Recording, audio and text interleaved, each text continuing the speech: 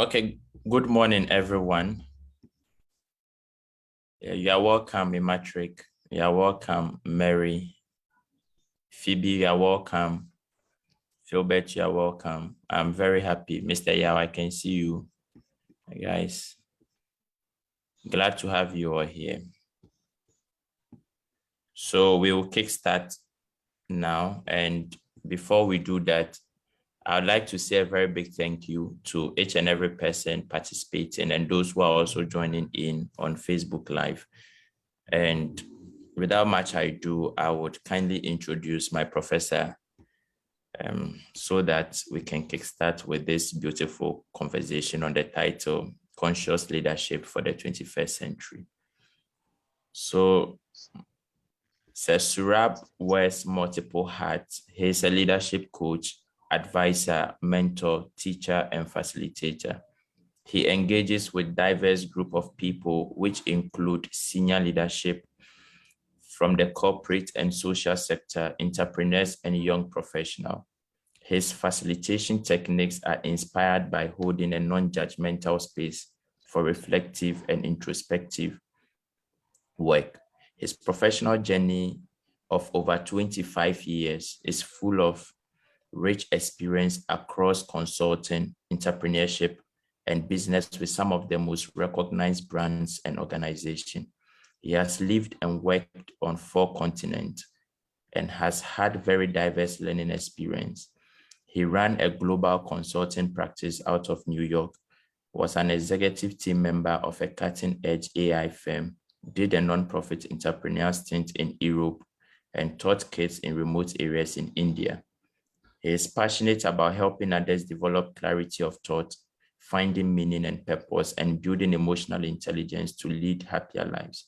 He is a sought-after speaker with a rich repertoire of experience that straddles many geographies and sectors, ranging from the social to the corporate. He serves on boards and several educational institutes, innovative initiatives, and startups, and has supported hundreds of startups in their journey. He has done extensive work in the Himalayan region to nurture entrepreneur talent. Early in his career, he has spent a year in central India living amongst indigenous people.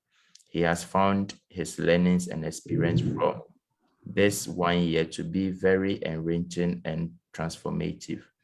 He loves spending time with his children, who are his best teachers.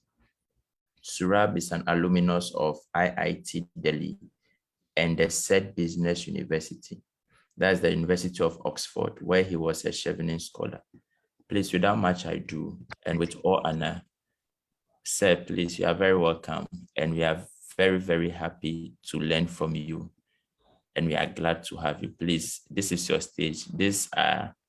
Most of us are Africans, and we are hoping that this cross-learning will be very rich, and we are going to benefit a lot. Please, thank you very much. And the stage is yours, please. Thank you. Thank you so much, Ernest. Thank you for such a generous invitation. I hope my connection stays. I'm going in and out because the internet connection is not very good. Are you able to hear me? Yes, please.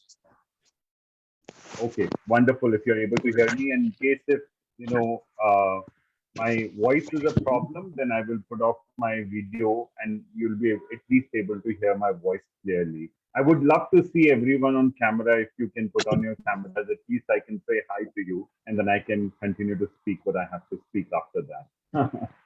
Okay, it's nice to. So let's put on our camera, please, so that.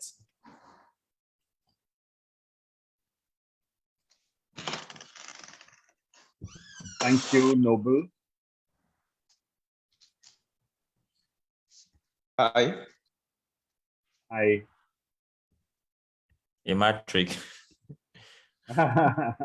Sorry, it is very early. Yes, in Matrix, we know. It's afternoon for me, but it's early for you. But thank you for putting on your camera.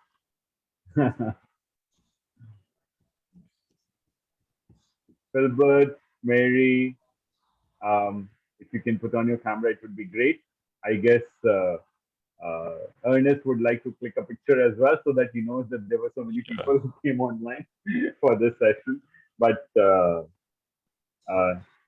okay, if you're struggling to put on your cameras, we can start. Um, I think the topic that um, Ernest wanted me to give for leadership, I chose leadership, conscious leadership for the 21st century. The reason why I chose the topic is because Ernest told me that this is a leadership program, and all of you are in some way or the other leading people, leading communities, leading some or the other in your own context, whatever is the particular context, right? So you are acting like leaders, and I thought maybe it's a good idea to have a conversation on what leadership ought to be, what conscious leadership ought to be, the way I see the world, or share some of my thoughts there. Hi, Phoebe, good to see you. Thank you for putting on your camera. Okay. Um, so it's a conversation on leadership, and I will not bore you with any models. I will not bore you with any lot of theory. Hi, Mary, good to see you. I will, want to focus on uh, things which are very simply understood, but can perhaps provide clarity. When Ernest was introducing me, he said, I work as an executive coach. And what do I do as an executive coach? I work with very senior corporate people to create more clarity, to create more meaning and purpose in whatever they do. Because if you keep doing without any meaning and purpose, then obviously after a while, you will feel pretty disillusioned. You will not know why you're doing what you're doing. And it's very important for us to know I can be very successful materially, but if I start experiencing lack of meaning and purpose in my life, then I don't think that happiness is everlasting. It is not sustainable. It is not going to stay. So I thought maybe I should have a conversation with all of you, even the young leaders that you are of Africa, in whichever sphere you're currently working in, and talk about what leadership should be, who should be a leader, how is our world changing, how the context is changing, what should a leader know, and what kind of skills, competencies, and capabilities you should endeavor to develop, right? And what really constitutes this conscious leadership? So those are the kind of questions that came to my head, and I thought maybe I should talk about all of that to all the friends Ernest is going to bring online to talk to me. Given that that's what preoccupies me, I think we have had pretty bad leadership in this world. That is why we have created the world that we have created, and how we can introspect on all of that and change the leadership model. We have a world. There is a lot of good, but there is a lot of bad as well in our world. We have a lot of disparity. We have a lot of haves and have-nots. We have the problem of climate change, poverty, conflict. We've had we have a lot of what you call discrimination on various aspects. So we have created a world with leaders who probably thought one way and thought about leadership one way. And even though we are wherever we are today, the kind of world that we are seen to be growing, it doesn't seem to be sustainable. Whether we are using technology, whether we are using natural resources the way we are using, we don't seem to be creating a very sustainable world. So why do you need conscious leadership? You need conscious leadership because you don't want to replicate what our leaders have already done. Where we are, I mean, in our life right now, arguably, we have more material resources than before. We may have more comfortable and convenient lives because our leaders always solved for convenience, comfort, but they did not solve for other things that were important, right? They solved for access, they solved for power, they solved for domination, they solved for economic good. They solved for all of these things, but they did not solve for some of the other things. So, what is leadership? I think, simply put, leadership is leading the way. It is, demonstrating to the rest of the world what you believe in, what you would like to build, how you would like to exist, how you would other people like other people. So building this world, leading by example, leading the way is leadership. My ability to provide hope and get people to believe in something that they cannot do it themselves is leadership. My If I am exercising leadership, then my ability to get 1 plus 1 to become 11 rather than 1 plus 1 to become 2 is leadership, right? All of that is leadership. My ability to think differently, my ability to be constructive, my ability to build a world that I believe in, and communicate about all of that to the rest of the people, make it a shared vision, a shared agenda, get people going on a mission, believe that they can do something which is beyond themselves, which is larger than life. You know, we can arrive together somewhere. That is what leadership is. And who is a leader? Leader is someone who does that. Leader is someone who does that with his own actions, her own ideas, her own beliefs, her communication style, and her interpersonal relationship with other people. That is what a leader is. A leader is someone who's able to do all of this, create that spark, and then take people. What good is a leader if there are no followers, right? You need followers for leaders. Otherwise, you're not a leader, right? So, how do you create followership? How do you create influence? How do you create impact? And thinking about all of that is leadership, and that's what makes a leader, first of all. At any point in time, if you have any questions or comments, please just put it in the chat box and I will incorporate it as I go along, right? So you can reflect based on what I just said. Are you exercising leadership or not? Are you being a leader or not, right? And it is a very abused term. No, everyone calls themselves a leader. We have political leaders, we have corporate leaders, um, we have all kinds of leaders around us, but leadership can be provided in a very small context as well. Maybe your mothers and fathers, the way they ran their families, the way they gave values to you, the way they, shaped you, the, people who are working at a community level who may not have a big name, who may not be celebrated everywhere, who may not be newspapers, but they're actually real leaders because they're trying to endeavor to build a different world. Your ability to see the world differently, your ability to actually get people to believe in something which is larger than themselves, your ability to go beyond is what makes someone a leader. Now, I said they can be good leaders and they can be bad leaders. What makes a good leader and what makes a bad leader, right? A bad leader is someone which would end up probably creating a bad world. A good leader is someone who will end up creating a good world. And how do I define what is a good world and what is a bad world, right? Is it so black and white or there are so many shades of gray there? A bad world is a world where, not everyone is happy, only some people are happy. Some people feel fulfilled and some people are very unhappy. A bad world is which is unsustainable. A bad world is where there's a lot of conflict, right? A bad world is where the tension and stress is there. A good world is where everyone feels contented, happy, fulfilled. They feel the love between themselves. They feel that they're progressing, they're learning, they're growing. Everybody is being taken care of. Everybody's feeling nurtured. Is that an utopia? I mean, does that world exist? Can it exist? Maybe that's what leaders believe, that they can create something that does not exist. Some people think leaders are fools. They're crazy people. They believe in crazy ideas. They want to go. I mean, we call people like Elon Musk a leader who's wanting to take people to Mars, right?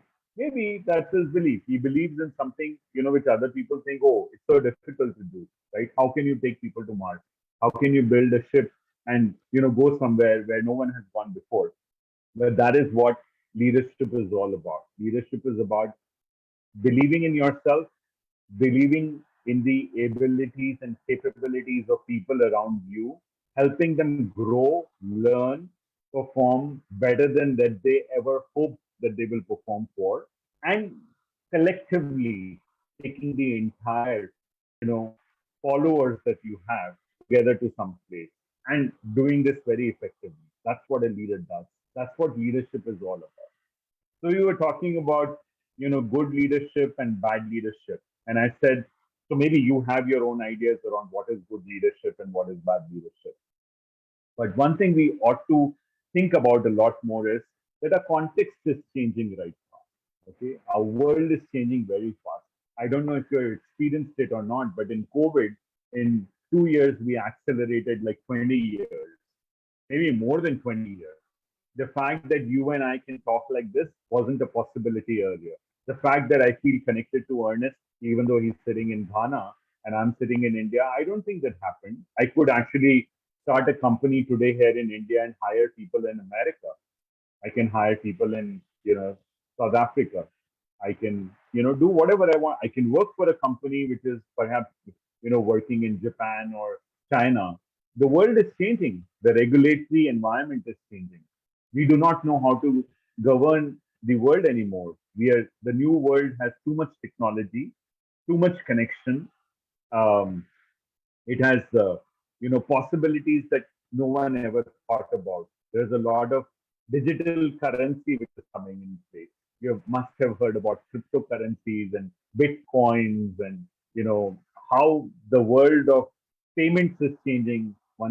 How money is going across borders, how people and talent are going across borders, how the entire world's geography, which was very boundary led.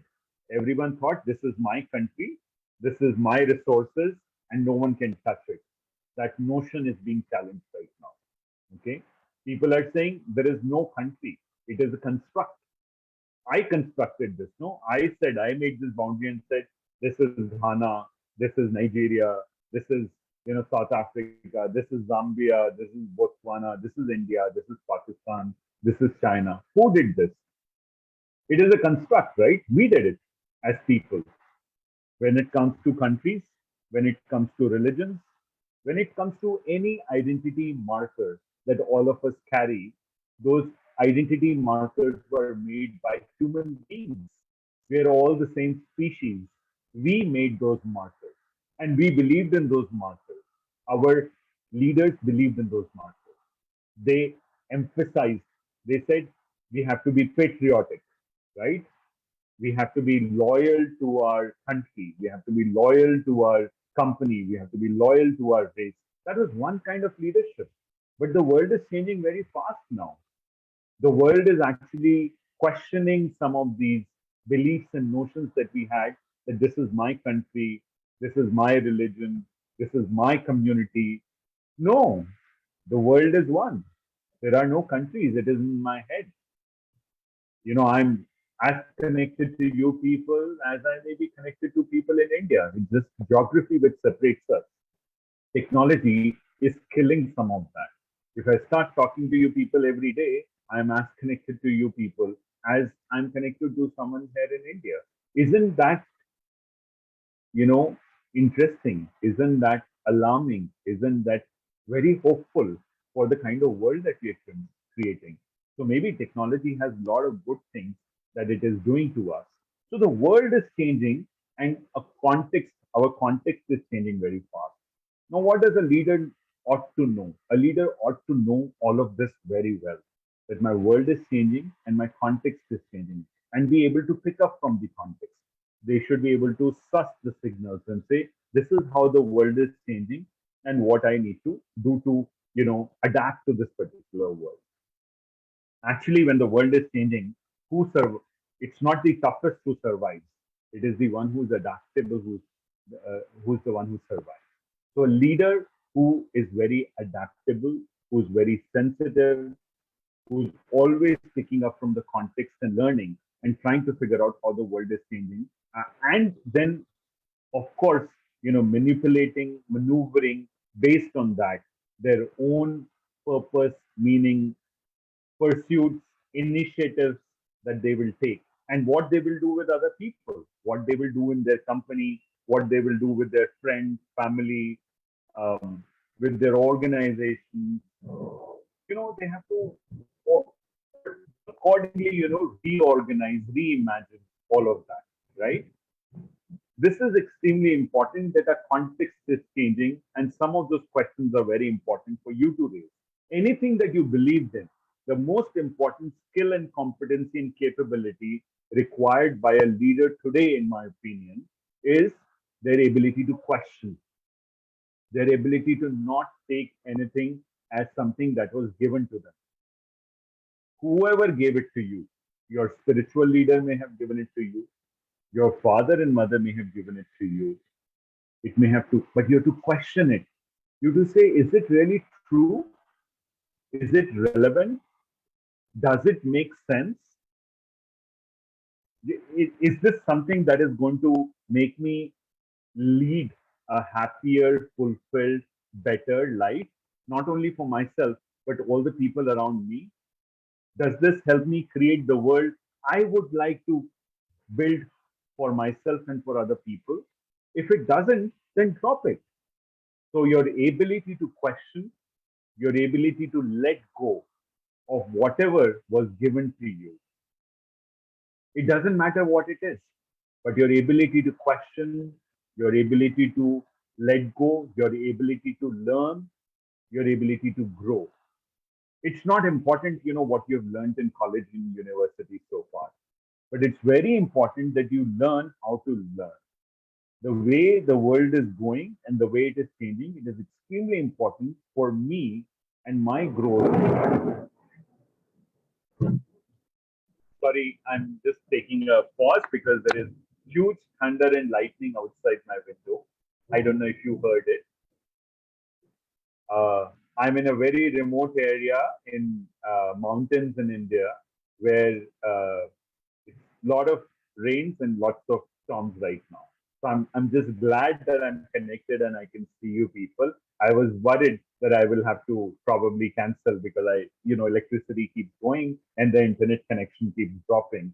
But I'm on a hotspot. And what's helping me know that I'm connected is Filbert's fan, which is rotating, and I can see it is rotating.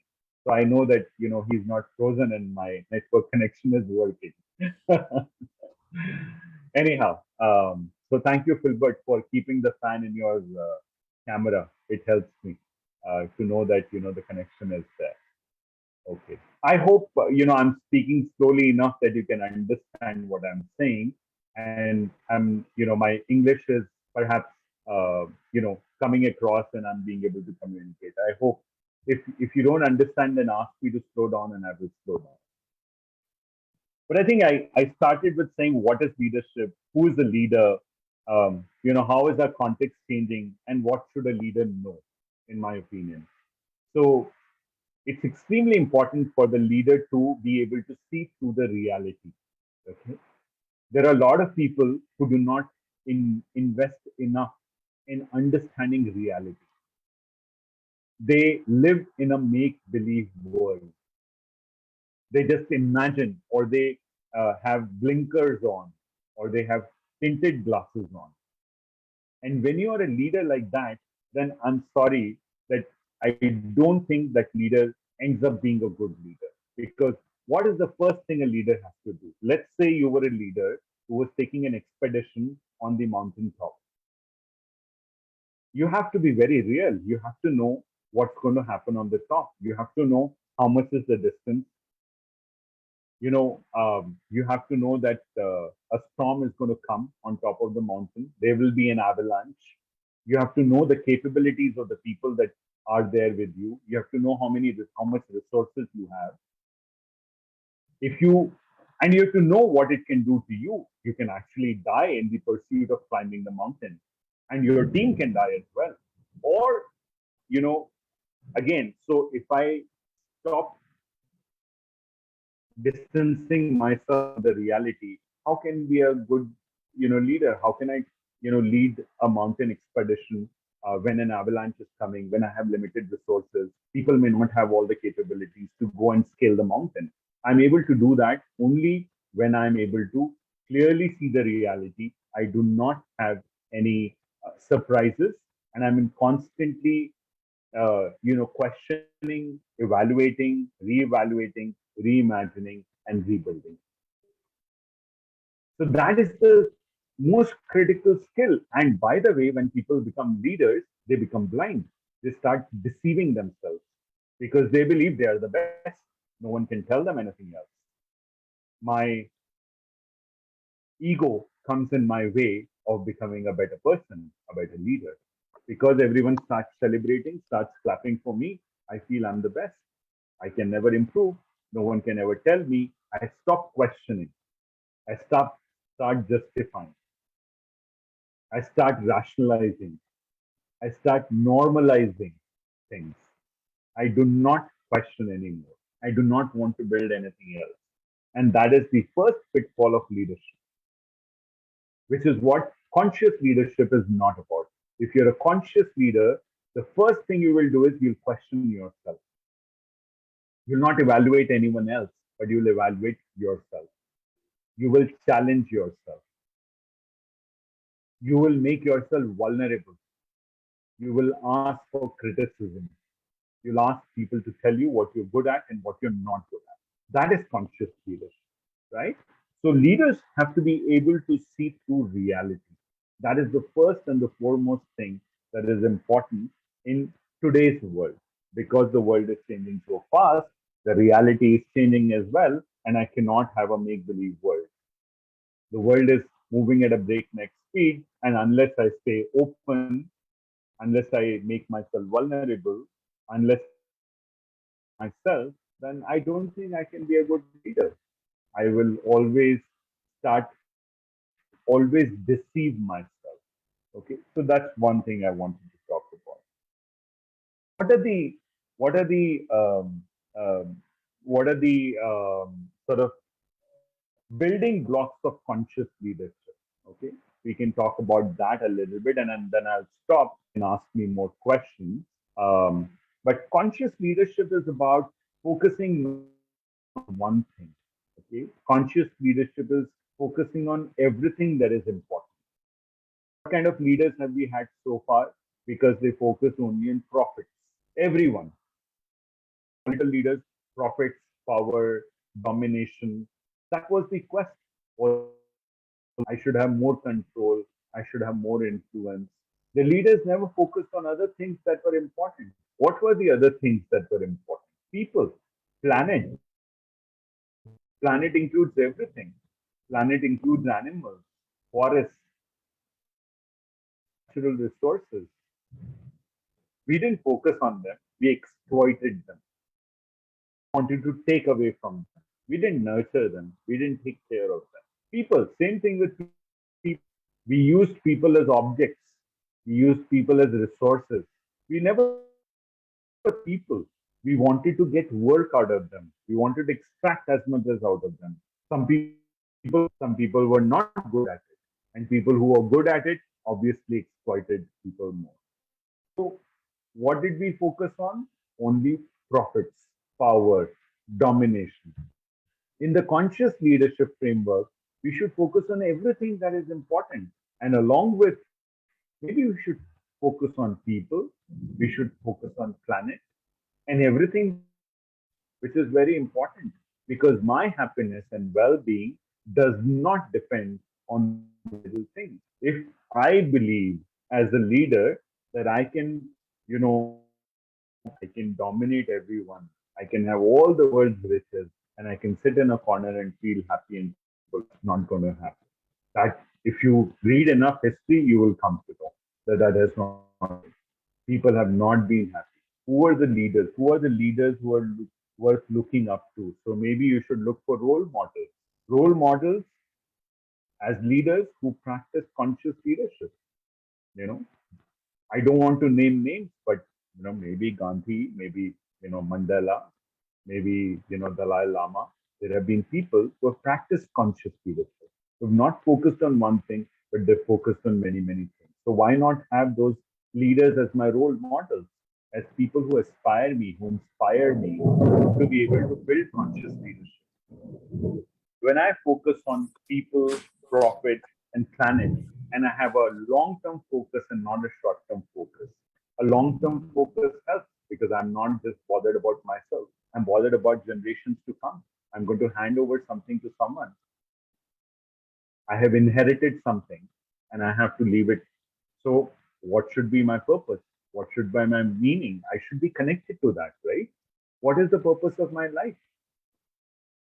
Why was I born? Why do I want to become a leader? Why do I want to learn and grow so much? Maybe because I can do good, and I can do good only not to myself, but for other people as well, for the larger good, right? So if I need to think about all of that, what do I have to do? I have to have people focus. I have to build trust. So I have to invest in building trust with people. I have to bring in people focus. I have to stay long term focused and not focus on just one thing, but think about many other things. What would this call on? This would call on courage. It would require resilience on your part. It would require far-sightedness. You have to be able to see clearly. As I said, see reality.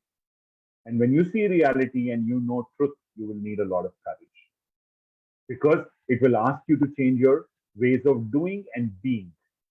And your ways of doing and being will come in conflict of the world, which has a different way of being and doing. When you have to be different,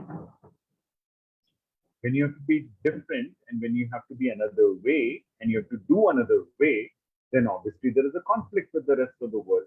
You need what? You need courage. You need resilience. You need belief to be able to go forward. So, and also a very non binary approach, which I keep saying all the time that it's not about this or that. You may have to approach the world with a very non binary way.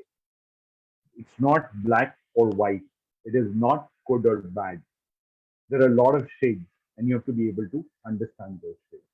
So, conscious leadership is, first of all, questioning yourself, being able to see reality, facing the truth, standing up, building a lot of courage and resilience to be able to focus on everything that is important, not just one thing, not have a narrow, short sighted focus, think beyond yourself, think about others, think about larger good. And that kind of leadership is conscious leadership. When you practice conscious leadership, chances are that no matter what you will do, you will be successful at it. Okay? It doesn't matter. You may choose to build a startup. You may choose to be a youth leader in your community. You may choose to run a school. You may choose to fight elections. But as long as you're practicing conscious leadership, which is from the heart, which is not only from your mind, and you're operating from the right motivations, you will practice good leadership, conscious leadership, not blind leadership, not leadership which is seeped in deceiving yourself or full of ego. I am the best. I know the best. I imagine the best. No, not that kind of leadership. A leadership which focuses on everything else, everyone else. Your purpose does not come, it is not your purpose. When you think about yourself and say, I will divide, I will, make my own purpose, the purpose doesn't come from there. The purpose comes from other people. You have to think about other people. And that's where the purpose will come. If I keep thinking about myself, I keep, feeding myself, my ego is going to come in the way. So I have to surrender, I have to accept, and I have to look at other people and say, my purpose is going to come from other people. These small little tweaks that I'm suggesting in your way of thinking is what is going to help you build conscious leadership. But okay, let me stop here because I know I'm already taken a lot of time and do want to leave about 15 minutes for you to ask me any questions that you may have. But Ernest, is that okay? Can I stop now? Okay, please, that's fine. Because I can go on speaking and, I think I will bore people to death. And maybe you can ask questions that are more relevant to you. I've already said what I needed to say. Okay, sir. Thank you. Okay, so now we have the forum open. So please, if you have any question, you can kindly raise up your hand and then you ask, please. And please, this is an opportunity to actually ask any leadership question so that Prof. I'm glad to see Matrick hasn't slept. He's still there.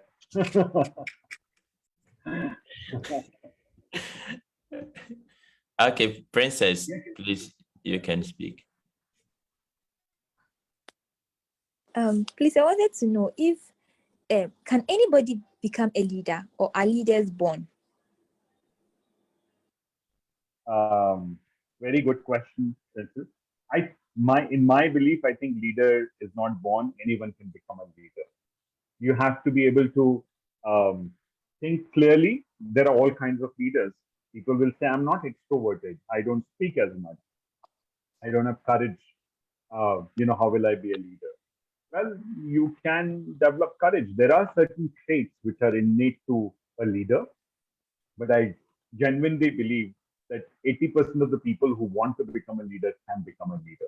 Maybe there are some people who may want to become a leader but do not have those, essential traits. But I think my sense is that yes, anyone can practice leadership. Leadership can, Leadership is being taught in universities now. There are courses on leadership, right? Um, that tells me that yes, you can. The fact that we have more companies, the fact that we have more initiatives, we are creating more, I think what we have done, we have learned leadership as a species. The more we learn, the more we collaborate, the more we communicate, the more we co-create, we will develop leaders.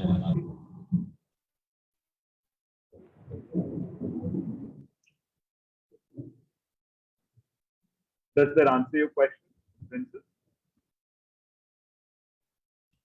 She's frozen, I think. Princess.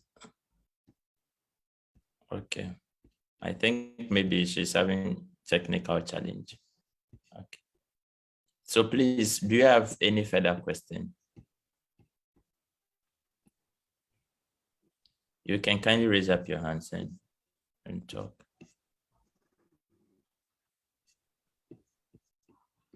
Matrick, yes, I was going to ask. Matrick is thinking, what question should I ask? First thing in the morning, he's asking me, ask me a question. So what question should I ask?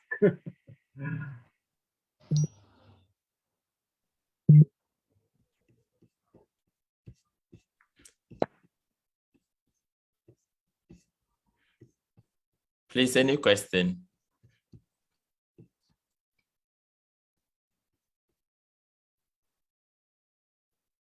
I'm clear. Okay.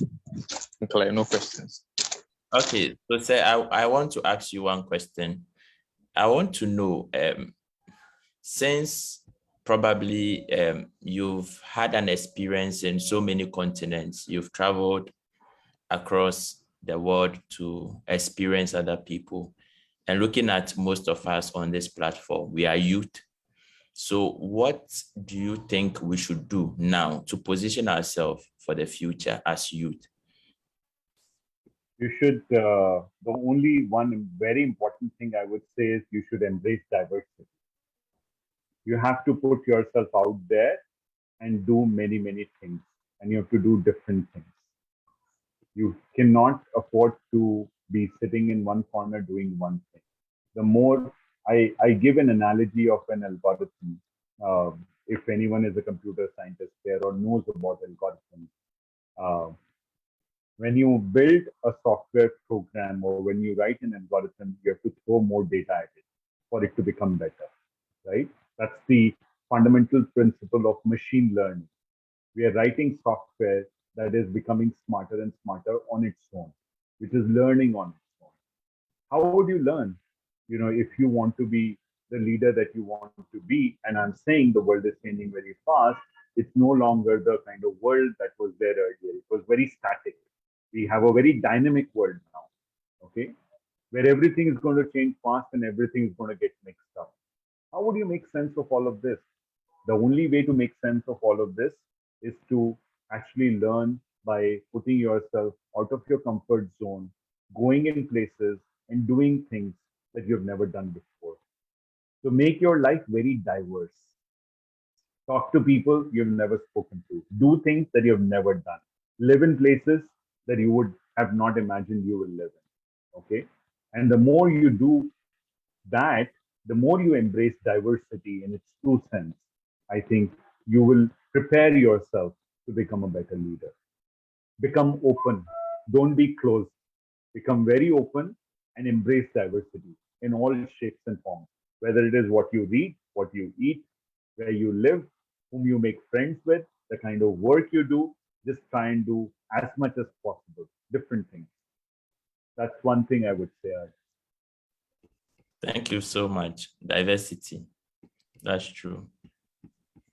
Thank you very much. Yes, Patrick. Is it always very necessary to leave your comfort zone? Yes, it is very important to leave your comfort zone. I see you're in your comfort zone right now. It is very important to leave your comfort zone in matric. Because if you're in your comfort zone, you keep doing the same thing over and over again. Your mental models do not evolve. I know exactly how things are going to happen, and I'm very comfortable doing, what I'm doing, or not doing what I don't need to do. So unless you put yourself out of your comfort zone, where you're out of your wits, you learn when you're out of your comfort zone. You're taken by surprise. You suddenly develop new instincts. You discover new instincts when you're out of your comfort zone. So to become a good leader, I think it's very important to, put you out, put yourself out of your comfort zone.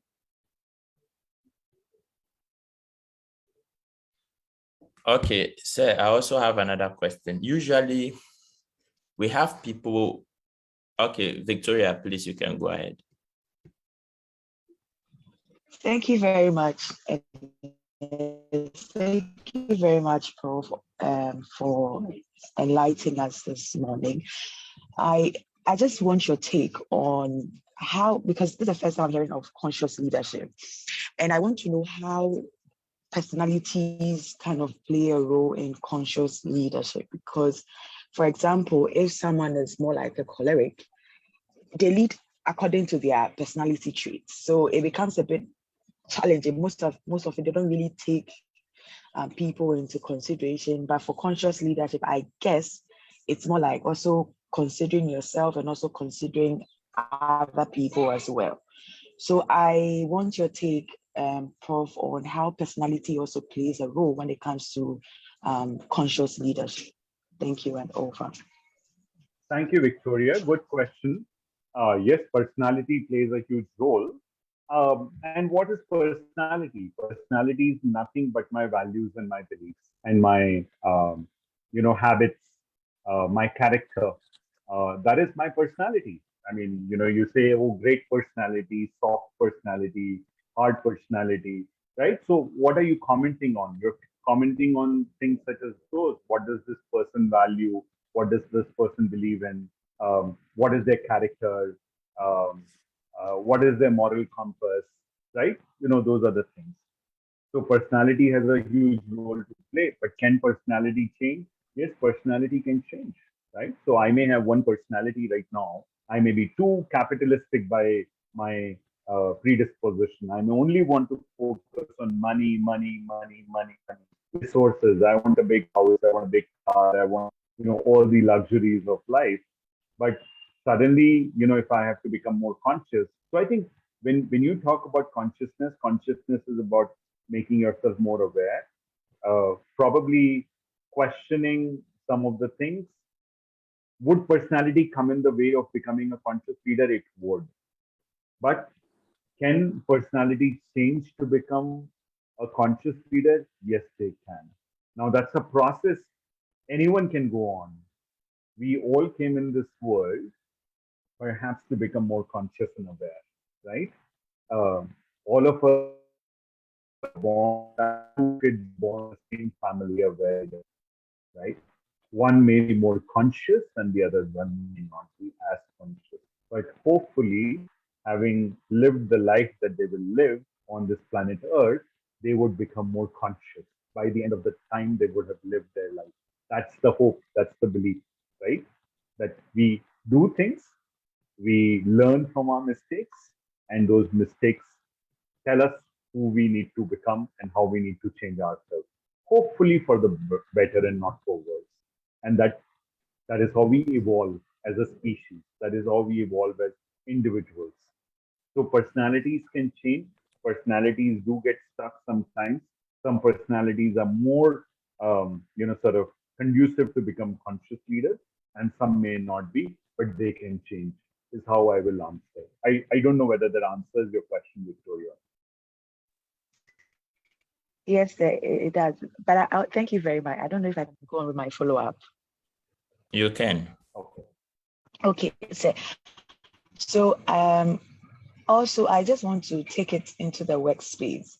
Sometimes we have some of our supervisors or our bosses who are, I don't know if they are practicing, I'm not sure they are practicing the conscious leadership, because sometimes they take decision, they don't even want you, they don't give you opportunity as a young person growing up to learn. They don't even give feedback when you do your work and all. How should we navigate such leadership, especially in our workspace? How do we also position ourselves as the young people in that space? If you can kindly give some take on that too as well. Yeah, that's more about stakeholder management, interpersonal relationship, managing your own superiors. But I think what I would say, Victoria, that when interestingly, consciousness or conscious leadership is very infectious. If you increase your consciousness, hopefully people around you will notice that and they will get influenced by that. So you keep doing the right thing, even if your bosses or your leaders are not conscious leaders and you want to make it a point. That's why I said it will require a lot of courage. It will require a lot of resilience. You will have to see reality, you'll have to see truth, and you'll have to speak truth. When you see reality and you see what is true, and unless you express it, an expression may need a lot of courage. You may have to confront your boss, you may have to give them feedback, you may have to actually do the right thing, and you have to say, I'm not going to do just because my boss believes me in doing this. I'm ready to change my boss. I will change. But there are certain principles, there are certain values I'm not ready to compromise on. So when you see reality, reality is, when you start seeing real reality, true reality, you will say, it doesn't matter who's my boss. It doesn't matter what I do. I have to do the right thing. I have to believe in the right thing, right?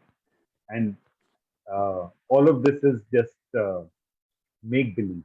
The world that we have constructed, which is what I was referring to, the concept of a notion, the concept of a country, the nation, the concept of a country, the concept of a company, what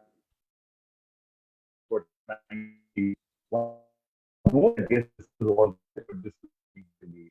There is reality beyond that. Reality that why did I come in this world? I came in this world to make other people happy, to make other people more comfortable, to help other people, right?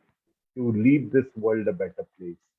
The day you get this realization, you will access courage and resilience that will make you do the right thing. And your bosses will have to take notice.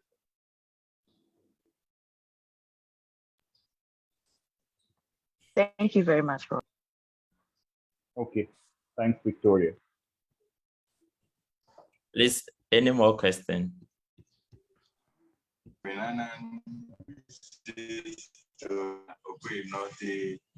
And Reverend Musuke have also transformed. I can't hear you, Alden. Sorry. You'll have to type your question.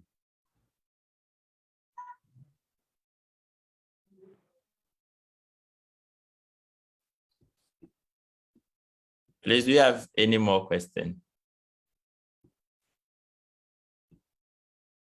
Okay. Okay, so Prof, actually we are coming to the end of today's section. And for me, it's been a very beautiful conversation, and it was very engaging as well, and also how you answered our questions. And I think we have learned a lot, so much. I took a lot of notes, which I would go and practice. And also with what you said with diversity, actually, I met Prof when I was in India, and Prof and his wife runs an organization called Kion, that is Question Your Own Notion. So they took us through certain models of training. And I must say it was very wonderful. You know, a lot of times in Africa, especially, we don't question.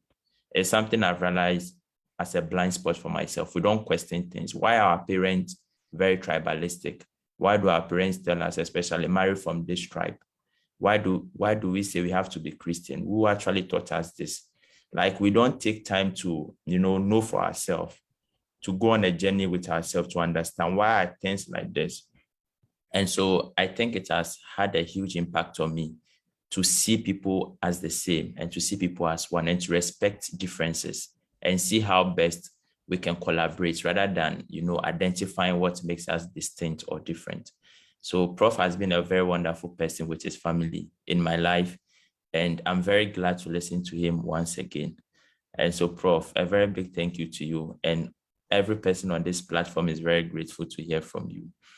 And so thank you so much, Ernest. Yeah, and so we've recorded the session. Actually, we would share it to others who are not able to join to also listen. Okay, so I don't know if other people have any further questions, but please, if you do, you can raise up your hand. If not, then we have to let Prof have some rest. Yeah, so Prof, thank you so much. Thank you so much. I'm very honored, and I'm very grateful. Thank you, Ernest. Thank you for inviting me. It was such a pleasure. This is the second time you invited me, and I really enjoy talking to your friends. I have Africa as a continent, and now because you're in Ghana as a country, has a special place in my heart. I've been to South Africa twice, but I've never been to any other place in Africa.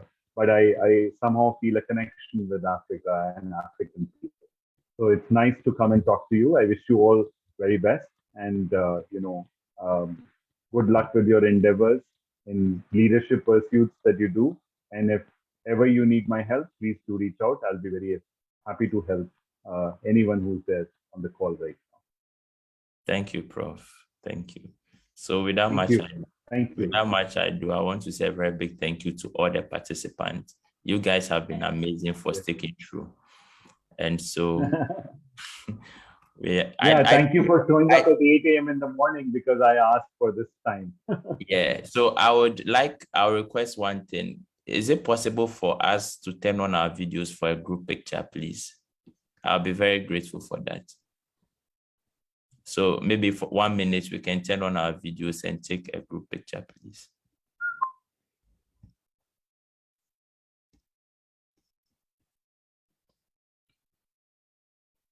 Okay. So